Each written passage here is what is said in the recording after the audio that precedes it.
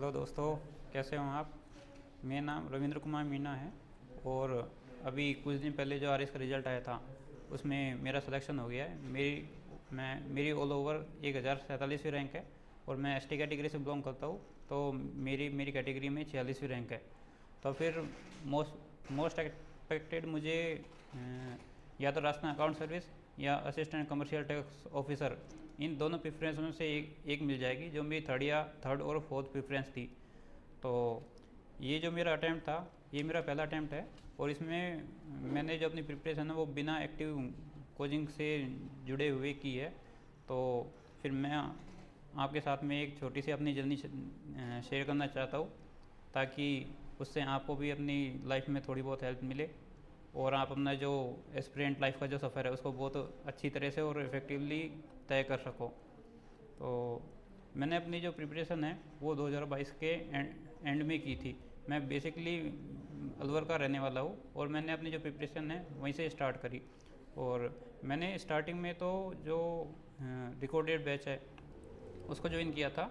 और स्टार्टिंग में मेरी प्रायोरिटी थी कि मैं एक बार में ही जो वीडियो लेक्चर्स है उनको देख के फ्री हो जाऊँ, ताकि मुझे सेल्फ स्टडी करने का ही काम रहे। तो फिर मैं लगभग 12 से 13 घंटे की रोज़ सिटिंग करता था और 3 से 4 महीने में मैंने अपने जो सारे लेक्चर्स है उनको देख लिया और फिर सेल्फ स्टडी करने का ही मेरे पास में काम रह गया। और जब मेरा लेक्चर सारे कंप्लीट हो गए तो मैं सिर्फ टेस्ट सीरीज ज्वाइन करने के लिए यहाँ पे जयपुर आया था। तो मैं इतना भी ज़्यादा होनहार एस्पिरेंट नहीं था, लेकिन जो कंसिस्टेंट एफर्ट है उससे मैं अपनी जो एस्पिरेंट लाइफ है उसमें कुछ अच्छा कर पाया। तो शॉर्ट में मैं अपनी स्टोरी सुनाना चाहता हूँ कि 10वीं क्लास तक तो मेरी जो पढ़ाई लिखाई है खूब बढ़िया चलती रही, लेकिन उसके बाद में जो मेरा पढ़ाई से मोह है वो थोड़ा कम हो गया और फिर उसके बाद में पढ़ाई से थोड़ी बहुत दूरी बना ली। फिर 10वीं में भी ऐसा चला और फिर वही कॉलेज में भी ऐसा ही चला। तो लगभग 5 से 6 साल का मेरे गैप आ गया था और फिर मुझे बहुत दिक्कत हुई अपनी जो स्टडीज़ है उनको स्टार्ट करने में। फिर भी यूँ है कि हमको भी एक समय बाद में थोड़ा अवेयर होना पड़ता है कि हम ऐसे अपनी जो लाइफ है उसको नहीं गुजार सकते। तो फिर उसके बाद में मैंने अपनी जो प्रिपरेशन 2022 में स्टार्ट की और फिर उसके बाद में जयपुर आने के बाद में यहाँ पे मैंने कोचिंग में टेस्ट सीरीज ज्वाइन करी। और फिर ये मेरा आरएस में पहला ही अटैम्प्ट था और पहले अटैम्प्ट में ही मेरा इसमें सिलेक्शन हो गया है। तो अभी यूँ है कि कुछ दिन पहले जो आरएस का रिज़ल्ट है उसके साथ में मेंस का रिज़ल्ट भी आया था, जिसमें बच्चों को इंटरव्यू के लिए भी पास कर दिया है। तो कल ही हमारे जो आरएस है उसमें उनकी मार्कशीट आई है। तो इंटरव्यू में मेरे 50 मार्क्स आए, जो इस साल के हिसाब से अच्छे मार्क्स माने जाते हैं।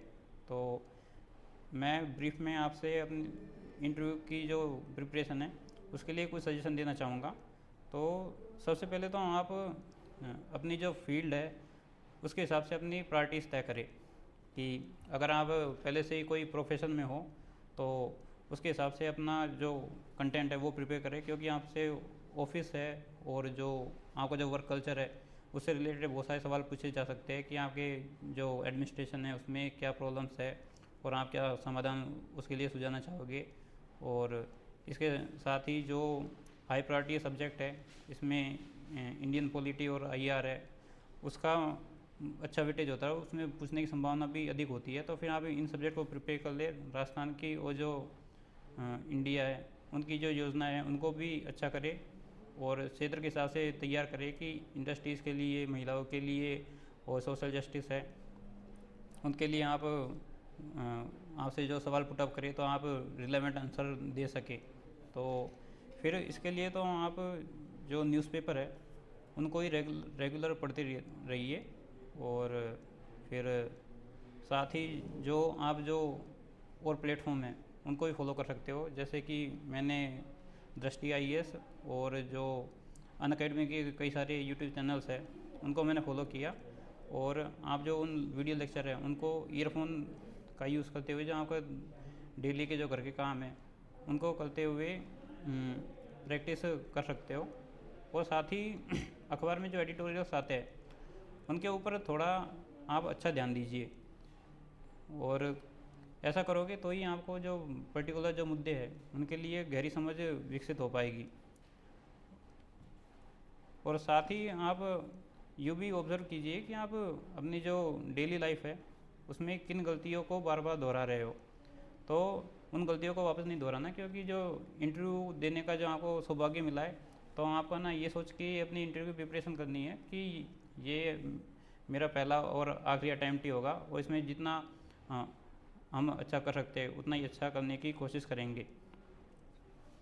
फिर अभी तो सबसे ज़्यादा चैलेंज हमारे सामने ये आता है कि हमारे पास में इंफॉर्मेशन की तो कोई कमी नहीं है और ना ही गाइडेंस की कमी है, और हमको पता है कि करना क्या है, लेकिन हम डिसिप्लिन नहीं बना पाते कि जिससे हम एक ही जो दिनचर्या उसको बार बार फॉलो कर सके।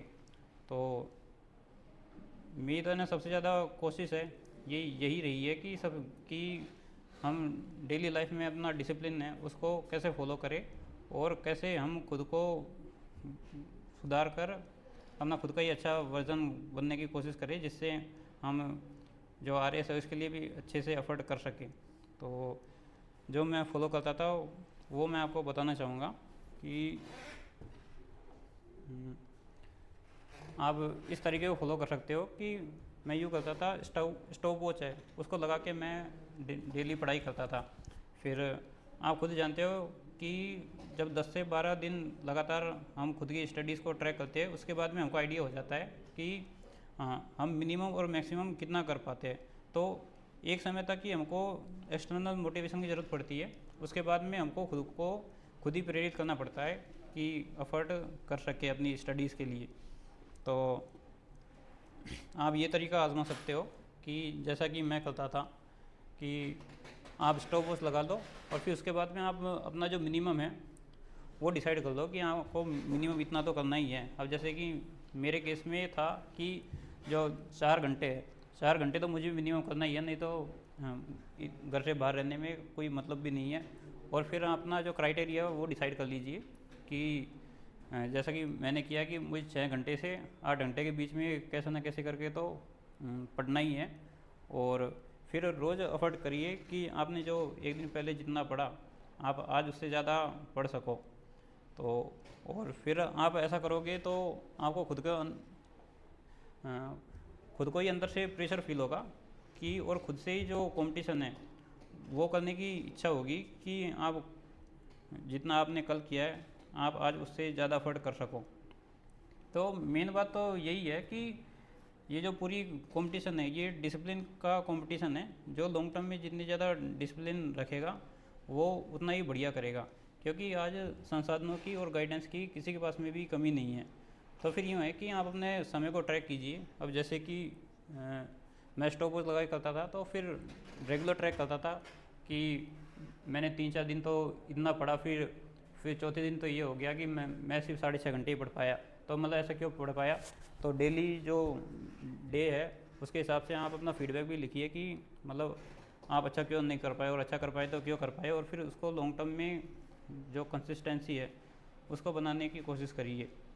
और फिर यही है कि आप अपनी जो पढ़ाई की गाड़ी है उसको आप पटरी से नहीं उतरने दे सकते, क्योंकि घर से दूर रहना और खुद के लिए एफर्ट करना बहुत ही मुश्किल चीज़ होती है। और अंग्रेजी में एक कहावत है, your environment is more powerful than your will power. यानी यूँ है कि आपका जो इन्वायरमेंट है वो आपकी दृढ़ इच्छा शक्ति से भी ज़्यादा मजबूत होता है। तो फिर आपको खुद का माइंडसेट है उसको ऐसे प्रिपेयर कीजिए कि जो काम करने की आपको इच्छा नहीं होती है वो काम आप खुद कर सको और खुद से ज़बरदस्ती कर सको।